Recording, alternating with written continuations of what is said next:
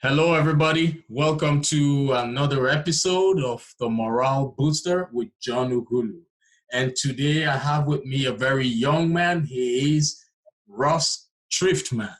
Russ is a film producer, and he's also into the insurance industry. But in situations like this, it's always better to hear from them directly. So welcome to the program, Russ. Thank you, John. Thanks for having me. My pleasure. So my viewers and listeners are actually eager to hear from you. Could you please tell us who you are and what you do? Yeah, again, my name is Ross Schriftman. I live in Pennsylvania, and my day job, I'm an insurance agent. I've been doing that for 45 years. Whoa. My passion is my book and movie called My $1 Million Mom, in honor of my mom who died from Alzheimer's a little over 10 years ago. Whoa. Okay, that's a good one. So you were talking about your insurance job. So do you have an agency, or you work as an independent agent? Yeah, I'm an independent agent. What happened is in 1974, the year I graduated college, I ran for state representative here in Pennsylvania. And I got 46% of the vote knocking on doors. I knocked on 11,000 doors. Wow. But then I had to get a job. And, I still have on my wall in my conference room, it says, "What do you do with a BA in political science?" And I go, "I'm going to be a politician." I'm glad I'm not. But the thing is that I had to get a job. I went down to Philadelphia, and they had a job fair. And I met a gentleman with an insurance company, and they hired me to contact college seniors. Okay. Actually, Temple University. And every Monday night we'd sit in the office, and back then you had to dial a telephone. Yeah. Like people's numbers having 999. Exactly. Your finger would hurt by the end of the night. But you would call until you talked to 50 people to try to get 10 appointments. Whoa. And hope that 3 of them would keep the appointment, right. And maybe 1 of them would buy, and you'd make $100 for the year. Oh. Okay. So it was a slog, and even though I had knocked on 11,000 doors, the first time I called somebody for business, right, my hands were sweating. I was all nervous. Right. If you ever see the movie with Will Smith, Pursuit of Happiness, where he's going to be a stockbroker and he's calling and calling and calling. Right. It's kind of like that. And when that movie came out, my mom and I loved it because she remembered me we only had a phone that you could sit at in her bedroom. Right. And when I was making calls at home, I was dialing there. But I enjoyed meeting with people and talking to people and finding out about them. Some of those Temple students, 45 years later, are still clients of mine, and now they're going on Medicare. Wow, that's a great one. There's no better feeling than knowing that people believe in you. People believe in your services. Yeah, people can pretty much judge somebody quickly if they're honest and they really care about somebody, rather than they care about a commission or making money or going to the next person. Right. And you don't survive in business by just being self-interested. Exactly. You survive in business by really being concerned and understanding the other person and where they're coming from. Absolutely. Yeah, that's a great point you've just dropped there. I love that. Okay, so now that's for your insurance part of you. Now let's go into the film production part. Yeah. So can you tell us a bit about how that journey has been so far? It is very challenging, and having started involved with that later in life, where I already had a career, and an income, right. I just don't understand how hard. I do understand how hard it is for young people that are going into the film industry, whether they're going to be a writer or producer or director, when they've got to, we were just talking about, people will be bartenders or do something else, and then they go for their audition or their interview, Right. or they're trying to make a little film while they're going to school, or they're working in a restaurant as a waiter or a cook, and they're trying to get this all started, and they have no money, and Right. nobody knows who they are, but they believe in what they have. Yes. And one of the nice things that having been in insurance, which is a product nobody wants to buy, nobody can see, nobody enjoys. Nobody has ever called me up and they're celebrating because they just paid their premium, okay? And I figured, how hard could it be making a movie? Everybody loves movies, okay? Yes. My mom loved movies. Yes. And the sad thing is of course, the movie's about her. I never got a chance for her to see the movie. I can imagine how hard. painful that But would be.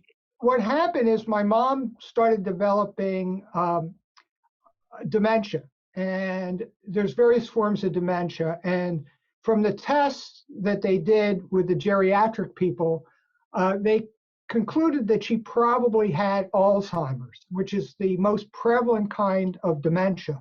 Okay. And it's a very challenging thing for anybody out there that has had a family member with an illness like dementia, Parkinson's, Huntington's chorea, any of these diseases, Alzheimer's, Lewy body. It's very hard. It's hard to watch them. It's very time consuming. But I had the wonderful opportunity. We tried several different caregivers because she stayed at home. Right. And the fourth try, we found wonderful lady, Nora. Nora stayed with us for 2 years. She was like my sister. She was from Liberia. She was a lieutenant. She actually ran the radio room in Monrovia. But when the Civil War hit, sadly, her husband was killed and she escaped to Ghana with her family. Oh. And then they came to the United States, and she was such a caring person and really attuned to my mother. Sadly, she died before the movie came out, and so she never got to see it. But her family has copies of it, and that's good. And they've seen it, and it's a tribute to my mother, but also, my book goes into how caregiving is. And what I wanted to do was tell people how you can successfully care for your family member, even though they're going to die. Right. But you have that in your heart that you did what you could, you gave back to them. And so the passion of it, if you're going to make a film, you have to be passionate about it. Yeah. But you also have to listen and learn from a lot of people. Okay. It took 6 years from when my book came out until the movie was produced. 6 years. Oh, okay. 6 years, right. I hired a film coach. I hired a film consultant. I got a lot of feedback, a lot of criticism on the script. Absolutely. That is that is normal with life. A lot of criticism. You get both positive and negative, right? Oh, absolutely. And a lot of networking, and I met the right people, and I had a wonderful production team from the Philadelphia area and some wonderful actors that are local and some actors from other places that came in. And it's a 30-minute film. Right. And it really, we've taken it out to community groups, 45 community organizations, mainly long-term care communities, which is sad because many of the places we've gone to, they've had residents die from the coronavirus. Yeah. And I can't do any of the films. I was actually going to show it in Manhattan right before everything got shut down. We were going to show it at the Pennsylvania Assisted Living Association meeting, and that got canceled. Oh. So we're kind of on hold right now for all of these events. Yeah, that's another thing. The pandemic has actually changed the narrative. It has changed the world completely. Yeah, it really has. Right. But it's another challenge, and we have to kind of get around it. I was on appointments yesterday, and it was middle of the morning. I had an early breakfast, and the diner down the street, they now have outside seating. Right. So it was so nice to have a second breakfast, like at 10:30, in the morning, sitting on out in the parking lot, I can uh, imagine. having bacon and eggs and stuff. It was Right. really nice. But people are struggling, but you have to look at the bright side of things. I mean, families have been closer together. I've seen Yes. more of my neighbors than I've ever seen before, on Right. almost on a daily basis, because I still have my mother's Katrina rescue dog, Happy Girl, who was in the movie. Oh, So I okay. go home early and I walk the dog through the neighborhood and I see all my neighbors. You know, That's interesting. yeah, Now, like I keep telling people, um, the stay at home would either help you make your relationships better, or it could just end it completely. oh yeah, So yeah, it's a matter of choices. At this point, everyone has to decide to make the right choices. That's the exactly, only way we exactly. can go through it. That's the only way we can cope with the sanity that is the insanity that is going on in the world right now. Oh yeah, yeah. Yes.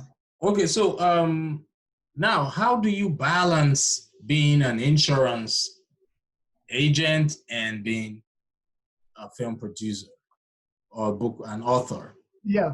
Well, during the time that the movie was being produced and all, it's a lot of juggling. I'm an early riser, so Okay.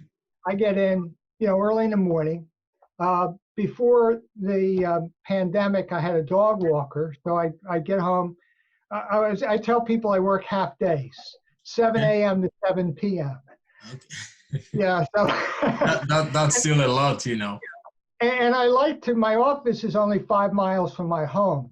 Oh, So I like to separate my home life from from my work office. life. Although I have a computer at home and I've done more stuff at home because I go home a little earlier because the dog has to go out and the dog's 15 years old. Right. So, but in regular times, it's a lot of organizing and processing how you want to get to your goal, and you have to break it down in small parts. So, Sorry to cut you short. Did you yeah. say you don't have a computer at home? Oh, I do have. Okay, you do. Okay. Yeah, but I more or less just check some emails and that kind of thing. But Right. I try not to do a lot of work at home. One of the things that I've learned, at least in my life, is that I like to separate personal. From When I'm home, I want to relax. I don't want to, I want to just take a break. I think we end up feeling guilty that we're not working all the time. That's an right. American thing, I think. It's not Yeah. a European thing. They always Right. they don't want to work all the time. We're Right. always concerned we have to work all the time. And maybe one of the good things about the pandemic is that people aren't working all the time, but I think the downside too is that so many companies, I mean, with the insurance companies, I'm talking to people who are working for the companies from their home, Right. but that's kind of hard because they're not separating. They're not Exactly. separating they're home with their family, but they're really not spending any time with their family because they have to work. So Exactly. we're all trying to keep that separation going, while this is on. Yeah, what you've just said makes a whole lot of sense. The Yeah, ability for one to really separate work life from family life is paramount. It's very important. But yeah, with the way things are actually going these days, it's very difficult to do that. But if one can do that, I encourage them to stick to that principle.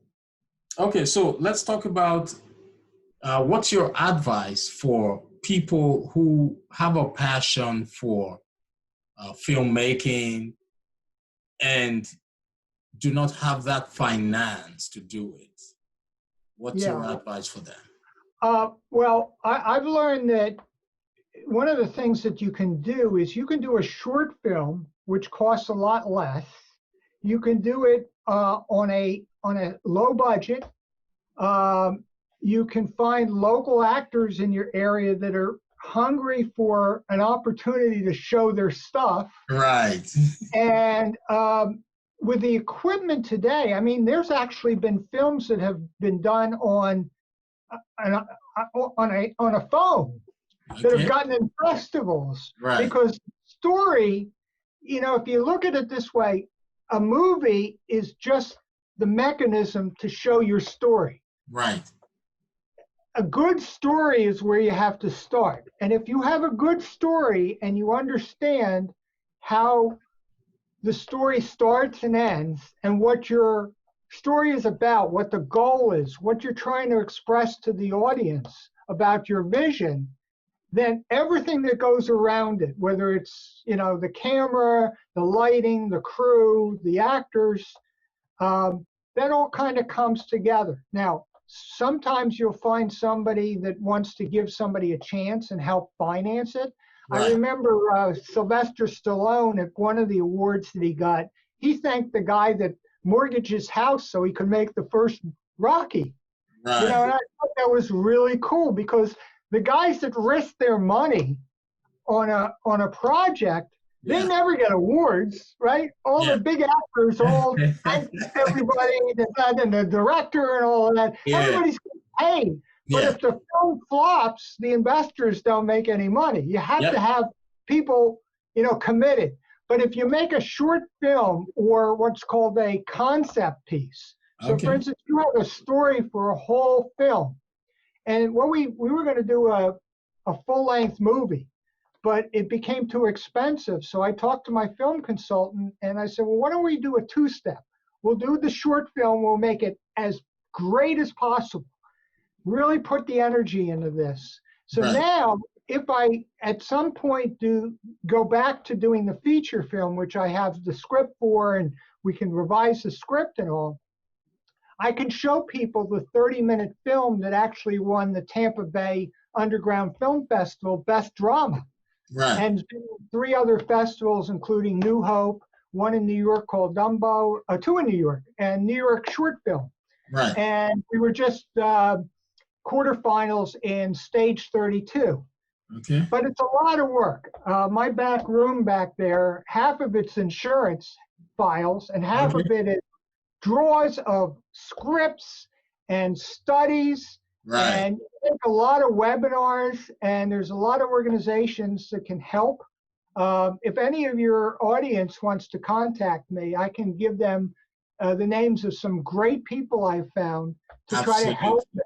Yeah, I'd be glad to do that. Yeah, that's one of the major reasons why I organize, or rather why I'm having this program, is to lead people in the right direction, because information is power. Bringing people like yourself and other professionals who already know what they're doing in their field can easily guide someone who's just starting out. So that's why I always bring people of quality like yourself. So let me ask you one question. Now, what's the title? We've been talking, you haven't told us what the title of the movie is or the title of your book. Yeah, the title of both the book and the movie is My $1 Million Mom. My $1 Million Mom. Okay. Yeah. And the reason for that is twofold. She was priceless to me. And there's a proverb, a woman of valor who can find, her worth is more than rubies. Okay. And my mother was such a wonderful mom. I was so blessed. May her soul rest in peace. The other reason for the title is the cost of providing care for somebody that has Alzheimer's, because it's 24 hours a day, 7 days a week, in some cases years and years. And when my mother, when they told me that she could live anywhere from 2 years to 20 years, I thought to myself, wow, she could be my $2 million mom. I had long-term care insurance on her, but it's still going to be very, very expensive to care for somebody round the clock, whether at home or in a nursing home. Right. So the website is mymilliondollarmom.com. Very simple. Okay. My phone number is there too. Yeah, it's pretty easy. So what challenges did you encounter when you were getting started with the movie production or filmmaking? Well, I'd never done it before, so I was starting from scratch. Okay. So the first thing I did was Google screenwriting software, okay? Okay. And I found Final Draft. And Final Draft is like the standard of doing a script because Okay. it's all set up the way that producers want to review it. Right. And they had webinars, and through the webinar, I met a lady named Melody Jackson that has a company called Smart Girls Production. Okay. And she became my script coach for several years while I was developing it. And then through another agent, somebody referred me. Another agent had been involved in a film, Right. and he had been an investor in the film. And he told me about the producer and the director, and I met them. And the producer told me about Film Specific, Stacy Park, who helps starting out filmmakers Right. develop their projects. Right. In fact, she was just one of the producers on the movie Miss Virginia about the Virginia Walden Ford who got the Congress to pass legislation to create scholarship opportunities for kids in Washington, D.C. Right. And it was a tremendous movie. So she works on a lot of different things, and we worked together for a number of years. And there's a lot of starts and stops because you're building it. You got the attorneys, you got the accountants, you got all of this stuff. If I was younger and didn't have my insurance business, Right. I would have probably not been able to do it that way. Okay. It costs money to hire these people. They're experts in their field.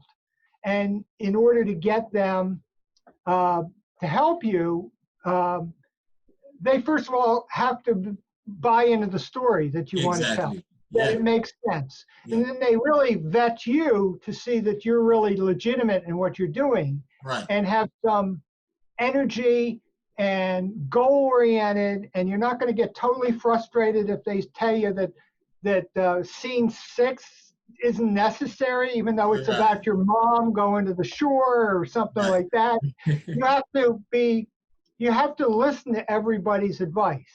Right. You can also submit your script to what are called cover companies, like Spec Scout, which will analyze your script for you. And if you get over a certain number, Right. then they'll put it up on their website so other producers can see it. Oh. And you go to a lot of meetings. I mean, I'm right outside Philadelphia, and the Philadelphia Film Office, they have wonderful programs. The Pennsylvania Association of Film, the Film Association, they have network things, and you meet actors, you meet directors, you meet lighting people, you meet all these people, and they go, you know what, your script, I think Joe over there, you ought to go talk to Joe over there or Martha over here. Right. She's working on something just like yours, and maybe she might have some suggestions for you. Oh, so okay. It's a lot of that kind of stuff, you know. So networking is the main thing. Yeah. But you got to be careful because there are people that are kind of sharks out there. They'll tell you, "Oh, give me $10,000 and I'll find your investors for you." Right. Don't ever buy that. Okay. Even in the book selling business, there's people call you up and they read your book and they're gonna market your book for you, and they want you to pay them $700 to do it. Well, they should be paying you, not the other way around. Yeah, because it's your intellectual property. Yes. Yeah, that's right. I mean, if it's that good, they'd be willing to risk their marketing budget to market it. Right. They're just looking to get some money from you. So you got to be careful of the sharks out there too.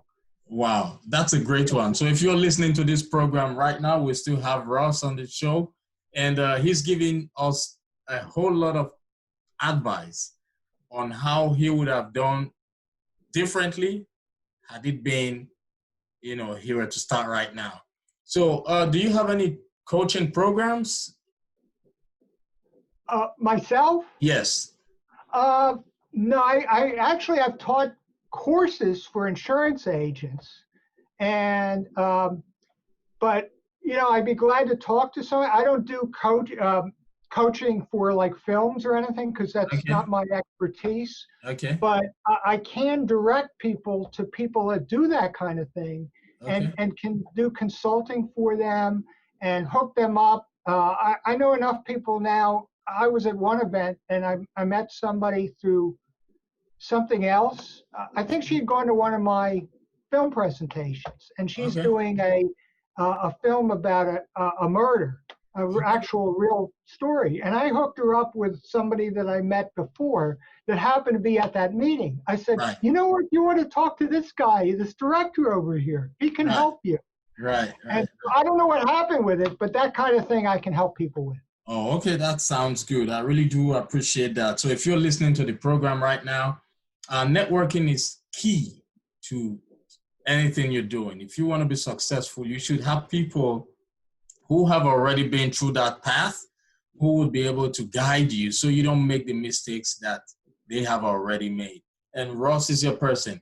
If you feel you've been coming in contact with those sharks who just want to take your money and not do the main thing, like he said, you have to be very careful. Feel free to reach out. If he has the time, it's not mandatory, take note. If he has the time, he will respond to you and give you, set up a time to talk to you and give you whatever advice he feels will be okay for you. Am I right, Russ? That's right. Yeah. Okay. So where do you see yourself in the next 5 years? You still going to be an insurance broker, or you're going to retire, or? Yeah, I'm not sure about that. I mean, I have 500 clients just on Medicare alone. Whoa. And so that's a lot of people. And I do the Medicare Part D drug plans Okay. for my clients pro bono. And I Right. only have 7 weeks to help them, usually between October 1st and December 7th.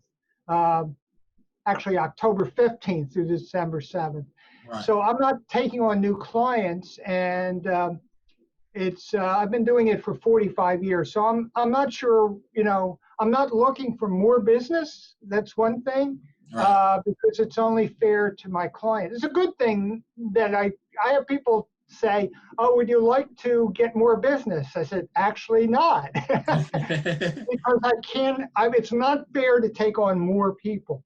But Right. if anybody is interested in finding about the insurance business, I can also talk to them. I can tell them the good part and the bad part Okay. about being in the insurance business. Okay. It's very, very challenging, but it's also, you can help a lot of people. Right. Okay. So where can my audience find your book? They can go to mymilliondollarmom.com. Although ordering the book, I have a supply of books. Okay. I'll give you my phone number here in my office. Okay. People can call me directly, leave me a message. Awesome. Awesome. So let's have your phone number. 215-682-7075. Okay. Can you say that one more time, please? Sure. 215-682-7075. Okay. So if you're listening, that's his business telephone number. If you are interested in the insurance sector, feel free to give him a call. If you also need some advice on how to get started on filmmaking, feel free to reach out to him. I know there are a lot of people out there who are listening who have one or two limiting beliefs. They know they have the story, but they don't know where to start from. Probably they don't have the right information, or they don't have the right contact. This is an opportunity for you. There is a Chinese proverb that says, the best time to plant a tree was 20 years ago. The next best time is now. So please reach out to him whenever you have the time. So what are the other limiting beliefs you think people can have? I know some people might not have the confidence, but they have the passion, Right. to go into filmmaking. So what's your advice to people like that? I would say look at the challenges and your disappointments, and that's true with the insurance business. I learn more from when I don't win, when I don't have a sale, when I don't connect. You have to go back and say, what could I have done better? It's like practicing. you're not good. The surgeon doesn't, you know, you have to practice before you get good at it. Right. And with anything, and then you'll learn sometimes what you thought was a great opportunity turns out it wasn't really the opportunity. There's another door down the road. And Exactly. I think it was Helen Keller said something like that. Like one door closes, another one opens. You know? Yes. So, by the way, if any, the website also has the trailer for the movie, and people can buy the movie there as well. Okay. So it's MyMillionDollarMom.com. But, you know, look at a challenge. There's another thing that's interesting, and I learned it from insurance, because when you're calling and calling and calling, and you keep getting turned down, every time you get turned down, you're closer to somebody saying yes. Exactly. It's just like looking for a nugget of gold. Right. You keep digging and you keep coming up with nothing. Right. And then you spend a lot of time on it, and you're thinking, what's wrong here? Well, maybe you're on the wrong hill. Maybe you're not talking to the right person. Right. You know, but that's a way to get to the right spot. Exactly. So every no is, yes, somebody said no to me. That means I'm closer to somebody saying yes. Exactly. If you look at it that way, it's not so depressing.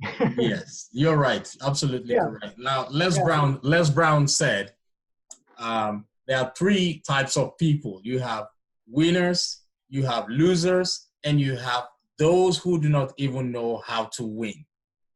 What does that imply? It means for you to become successful, you will definitely experience failures.